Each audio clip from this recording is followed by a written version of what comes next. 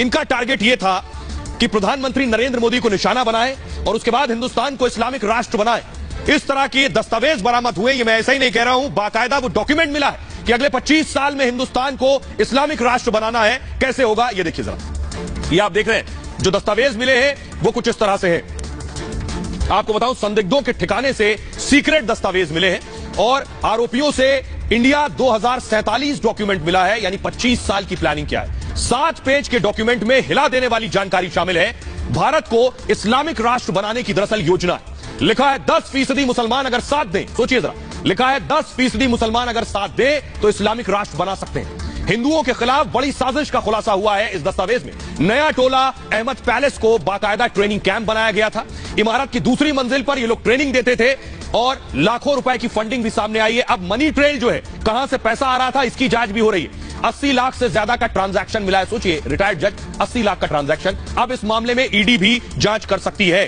तो आइए अब मैं आपको सुनवाता हूं, सुनिए जरा पटना के एसएसपी मनीष कुमार क्या कुछ कह रहे हैं, किस तरह से इस्लामिक राष्ट्र देश को बनाने के डॉक्यूमेंट मिले, सुनिए जरा। अभी तक हम लोगों के पास सबसे ऑब्जेक्शनेबल जो मटेरियल मिला है विजन 2047, जिसमें आप लोगों से मतलब मैं शेयर करना चाहूंगा कि इनका मकसद है कि 2047 तक हिंदुस्तान को एक इस्लामिक राष्ट्र बनाए और इसके लिए उनका आह्वान है कि 10% मुस्लिम पॉपुलेशन भी अगर उनके पीछे रैली करेगी और हर घर से एक बंदा अगर पीई के आइडियोलॉग में चला जाए और एक बंदा उनके आर्म्स स्ट्रगल में चला जाए तो ये बहुसंख्यक कमजोर जो उनके वर्ड हैं कि कावर्ड मेजॉरिटी कम्युनिटी, उसको ये घुटनों पर झुका करके इस्लाम को यहां पे स्थापित करेंगे। और आइए मैं अब आपको बताता हूं इस सब के पीछे कौन है। कौन है जो मोदी को टारगेट करने की कोशिश कर रहा था? कौन है जो हिंदुस्तान को इस्लामिक राष्ट्र बनाने की तैयारी में है? वो चेहरा कौन है मैं आपको बताऊं। इसके पीछे है PFI, popular front of India. ये पीएफआई जिसकी साजिश सामने आ रही है। पीएफआई बहरहाल खुद से अब अलग कर रहा है। अमूमन यही होता है, जब आदमी पकड़ लिया जाए तो उससे खुद को अलग कर लो। पीएफआई क्या प्रधानमंत्री नरेंद्र मोदी को टारगेट कर रहा था? क्या पीएफआई की आगे की रणनीति यही है कि देश को कैसे इस्लामिक राष्ट्र बनाया जाए? तो देखिए जरा पीएफआई क्या भला है, ये आपको बताता हूं। देखिए वॉल पर दीजिए ग्राफिक्स। पीएफआई एक इस्लामिक संगठन है, आपको बताऊं पूरा नाम इसका है पॉपुलर फ्रंट ऑफ इंडिया और मुसलमानों की आवाज उठाने का दावा करता है पीएफआई। 2006 में पीएफआई की स्थापना हुई थी। दिल्ली के शाहीन बाग में इसका हेड ऑफिस बताया जाता है। देश के 24 राज्यों में इसका नेटवर्क फैला हुआ है। कई दंगों में इसका नाम सामने आ चुका है। पीएफआई की एक पॉलिटिकल विंग भी है जिसे एसडीपीआई कहते हैं। एसडीपीआई मतलब social democratic party of India. और एसडीपीआई का जो गठन है 2009 में किया गया था। बेंगलुरु हिंसा के बाद एसडीपीआई सुर्खियों में आया। दक्षिण भारत में अल्पसंख्यकों के बीच इसका खासा प्रभाव है।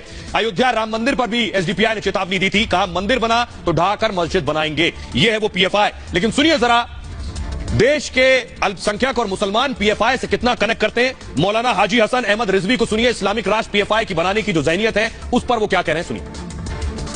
पीएफआई जैसा संगठन जिसकी तमाम मुस्लिम तंजीमें और तमाम मुसलमान और कई स्टेट की सरकारें जिसको बैन करने की मांग कर रही हैं, ये मंसूबे लेकर चल रही है। जब तमाम मुस्लिम उलमा और तमाम मुस्लिम आलिम दीन और लोग पीएफआई के खिलाफ सड़कों पर उतरने की बात कर रहे हैं, पता नहीं क्यों सरकार उसको अभी तक बैन नहीं कर रही है।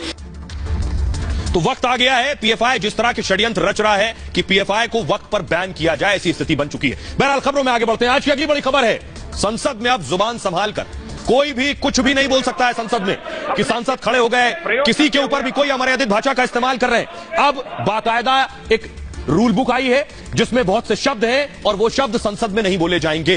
तो अब कौन से शब्द हैं जो नहीं बोले जाएंगे या सुनने को नहीं मिलेंगे, देखिएगा। वो है, ये आप देख रहे हैं, संसद भवन। संसद में अब जुबान संभाल कर रहना पड़ेगा। असंसदीय शब्दों पर सख्ती होगी। पहली चीज, असंसदीय शब्दों की बाकायदा एक नई सूची तैयार की गई है कि हमारे माननीय सांसद क्या बोले और क्या ना बोले। सूची में शामिल शब्द कार्यवाही से बाहर कर दिए जाएंगे। असंसदीय शब्द अमर्यादित श्रेणी में होंगे।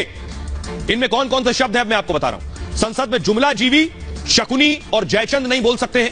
लॉलीपॉप, चंडाल चौकड़ी और पिट्ठू नहीं बोल सकते हैं। इसके अलावा कमीना, दलाल, खून की खेती, यह अमर्यादित शब्दों में शुमार है, पार्लियामेंट में नहीं बोला जा सकेगा। चिलम लेना, छोकरा, चरस पीते, ये वो शब्द हैं जो उस सूची में शामिल हैं। सांड, गरियाना, अंट, ये नहीं बोले जा सकते हैं। उचक्के, तलवे चाटना, तुर्रम खां, ये अमर्यादित भाषा है। ठेंगा दिखाना, आई विल कर्स यू और बिटन विद चू, ये सारी चीजें अब संसद में नहीं बोली जाएंगी। अगर बोली जाती हैं तो उसे हटा दिया जाएगा। बिट्रेड, ब्लडशेड और चीटेड, ये भी अनपार्लियामेंट्री लैंग्वेज है। डंकी, गूंस और माफिया भी इसमें शामिल है। और रबिश, टाउट और ट्रेटर, ये वो शब्द हैं जो नहीं बोले जा सकेंगे। लेकिन उससे पहले आइए मैं पिलर ग्राफिक्स के जरिए बताता हूं आपको कि दरअसल क्या बवाल मचा है। इन शब्दों के बाद विपक्ष ने बवाल मचाना शुरू कर दिया है। वो बवाल क्या है जरा अब दिखाइए जल्दी से। विपक्ष कह रहा है ट्वीट करके, सबसे पहले जयराम रमेश का ट्वीट देखिए जरा। जयराम रमेश कह रहे हैं मोदी सरकार की असलियत बताने के लिए विपक्ष द्वारा इस्तेमाल किए जाने वाले सभी शब्दों को अब असंसदीय माना जाएगा।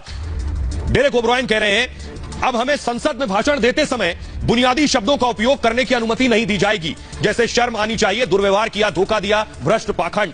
मैं इन शब्दों का इस्तेमाल करूंगा। उनका कहना है मुझे निलंबित कर दीजिए, लोकतंत्र के लिए लड़ाई लड़ूंगा। सोचिए अब सांसद अमर्यादित भाषा इस्तेमाल करने के लिए जो अनपार्लियामेंट्री डिक्लेयर की गई है उसके लिए भी